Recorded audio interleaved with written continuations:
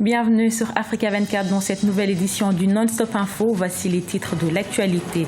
Au Gabon, le camp de l'opposant Jean Ping a finalement déposé un recours devant la Cour constitutionnelle. Le candidat déclaré perdant par la CENAP demande au recomptage des voix dans la province du Haut-Togoué.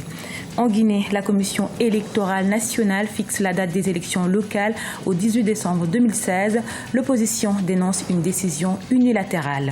Et puis, le Rwanda est le premier pays africain en termes d'accès à l'éducation. Le taux de scolarisation du pays des 1000 collines avoisine les 100%.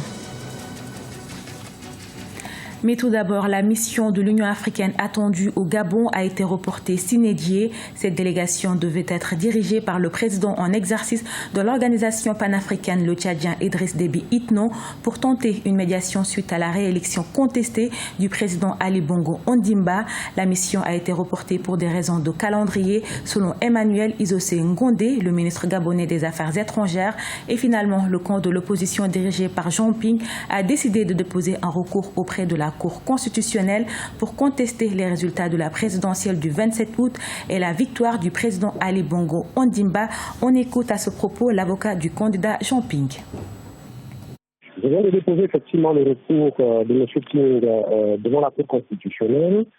Nous y sommes allés à 15h15, nous avons déposé le recours et nous avons été reçus par le greffier en chef. Alors, à 18h15, lorsque nous partions de la Cour constitutionnelle, il y avait que 4 personnes qui avaient déposé le recours, à savoir M. Ping, un autre candidat, M. Gérard Gandema, un autre, M. Abel Zindou, et un citoyen gabonais du nom de M. Guérand qui avait déposé le recours auprès de la Cour constitutionnelle. Donc, 4 personnes ont déposé. Je n'ai pas vu dans le registre d'entrée de requête du greffe de la Cour constitutionnelle un recours de M. Ali Bongo. Nous avons constaté que dans les PV qui ont été produits, notamment la déclaration, la proclamation faite par le ministre de l'Intérieur, le procès-verbal de centralisation du gouverneur de la province, qui est la province en cause, et les procès-verbaux de bureau de vote que nous détenons, M. Ping détient, il y a des contradictions tellement flagrantes qu'il n'est pas possible que les chiffres donnés par le ministre de l'Intérieur soient exacts. Donc, nous faisons constater cela à la Cour constitutionnelle et nous demandons à la Cour constitutionnelle, pour faire simple, pour la régularité et la sincérité du scrutin, de repartir à un recomptage dans chaque bureau, en présence de toutes les parties et éventuellement d'observateurs internationaux pour garantir toute la transparence, de façon qu'au sortir de là, qu'on sache qui a gagné et qui n'a pas gagné cette élection. Voilà le sens de notre recours devant la Cour constitutionnelle. En Guinée, les élections communales et communautaires devront avoir lieu le 18 décembre 2016. La commission électorale se dit prête pour cette date, une date qui fait polémique au sein de l'opposition guinéenne. Cette dernière dénonce le manque de consensus dans le calendrier électoral. Depuis Conakry, les précisions dans ce reportage de Emmanuel Milimono, notre correspondant.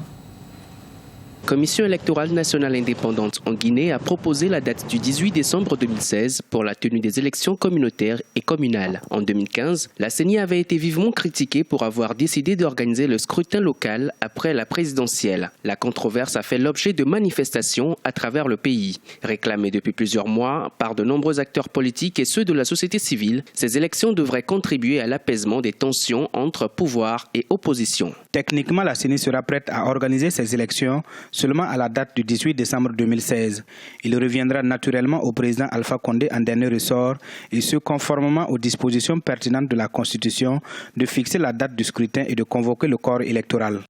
Malgré les défis techniques et financiers auxquels ils sont confrontés, les responsables de la commission électorale guinéenne sont confiants. Dans son budget, le gouvernement avait prévu environ 400 milliards de francs guinéens pour l'organisation de ces différents scrutins, mais le budget nécessaire est aujourd'hui évalué à hauteur de 450 milliards de francs guinéens. Un gap de 50 milliards de francs guinéens à mobiliser et qui suscite l'inquiétude des membres de l'opposition. Nous sommes surpris que la CENI propose ce chronogramme au moment où on se prépare à aller à un dialogue politique. L'un des points essentiels de l'ordre du jour, c'est justement la discussion concernant les élections locales. C'est le président de la République qui convoque, d'après notre constitution, le corps électoral par décret. La CENI fait des propositions. Encore faudrait-il que cette date soit tenable par la CENI elle-même, parce qu'il y a des contraintes administratives, juridiques et financières à l'organisation de ces élections qui, à notre connaissance, ne sont pas encore levées. En toute état de cause, lorsque le dialogue va s'ouvrir, nous aurons des discussions et ces discussions, si elles aboutissent à un consensus, ce consensus va s'imposer déposé à la CENI. Initialement prévues pour se tenir en 2013, les élections communautaires et communales en Guinée ont été reportées à plusieurs reprises. D'abord en 2014 puis en 2015. Sauf désapprobation du chef de l'État Alpha Condé, les électeurs guinéens devraient donc se rendre aux urnes en décembre 2016.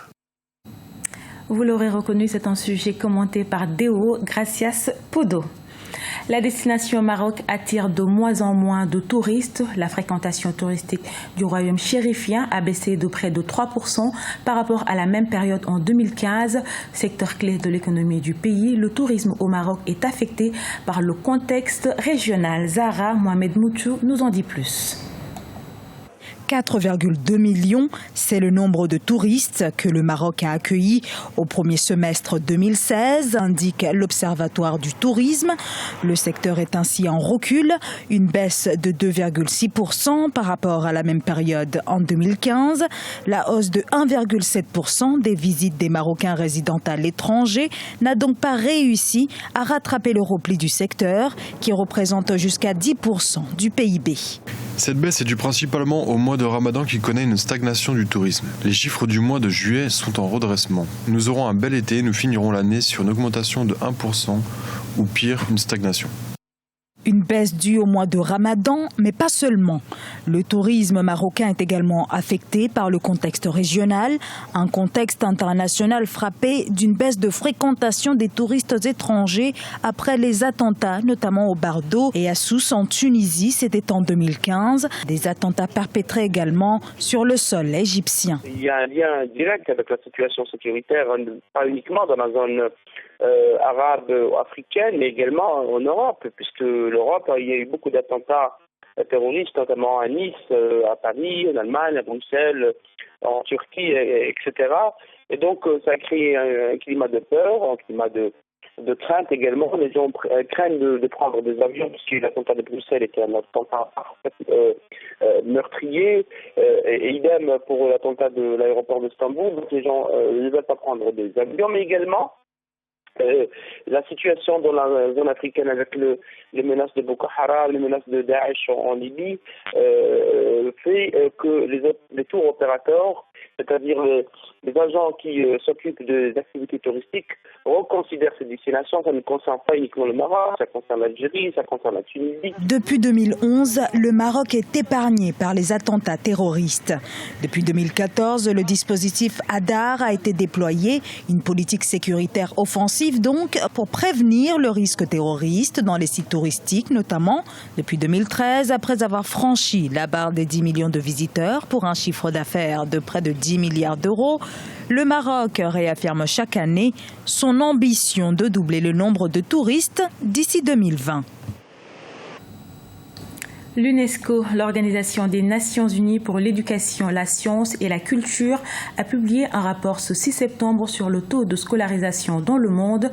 Les conclusions font état d'un taux de scolarisation de 50% en moyenne en Afrique. La moyenne réservée au Rwanda avoisine les 100%, une très belle performance due aux efforts des autorités rwandaises dans l'accès à l'éducation pour tous. Reportage au Rwanda de notre correspondant Olive Adjakoton. Le taux de scolarisation est désormais de 98% au Rwanda, selon le rapport 2016 de l'Organisation des Nations Unies pour l'éducation, la science et la culture. Un rapport publié le 6 novembre et qui fait l'état sur l'accès à l'éducation dans le monde. Le Rwanda est le premier pays en Afrique subsaharienne à connaître une évolution positive dans ce sens ces 16 dernières années. Le taux de scolarisation est passé de 72% en 2000 à près de 100% en 2016. Par ce taux, c'est une fierté considérer que d'autres pays, ou bien la moyenne d'Afrique tourne autour de 50%. C'est une fierté. Alors, pour nous, Rwandais, il ne faut pas nous arrêter par là. Les enfants ne font plus beaucoup de kilomètres en se rendant à l'école. Et aussi les autorités locales mettent beaucoup d'efforts pour qu'il n'y ait aucun enfant qui reste à la maison. Malgré cette performance du secteur éducatif rwandais, certains experts critiquent la qualité de l'enseignement. Le nombre élevé d'élèves dans certaines salles de classe, l'insuffisance d'enseignants sans oublier le peu d'équipements didactiques dans les filières professionnelles sont des défis d'actualité. Tu peux te rendre à une école là qui enseigne par exemple la menuiserie et tu ne trouves pas les planches, tu ne trouves pas les matériaux qu'ils utilisent pour faire la menuiserie. Même si les enfants accèdent à l'école, nous avons des classes, surtout à l'école primaire, des classes surchargées. Un grand nombre dans une salle de classe avec un enseignant. C'est le défi et je pense qu'on devra l'adresser au fur et à mesure que le pays se développe. 18% du budget national est actuellement alloué à l'éducation au Rwanda. Rappelons que le gouvernement consacre près de 90 milliards de francs rwandais à la paye des enseignants, mais le salaire minimum de 40 000 francs ne favorise pas assez l'épanouissement du corps enseignant selon les acteurs. Ce journal a été réalisé par l'ensemble de la rédaction. Nous vous remercions pour votre fidélité. Dans un instant, une nouvelle édition de l'actualité sur Africa 24.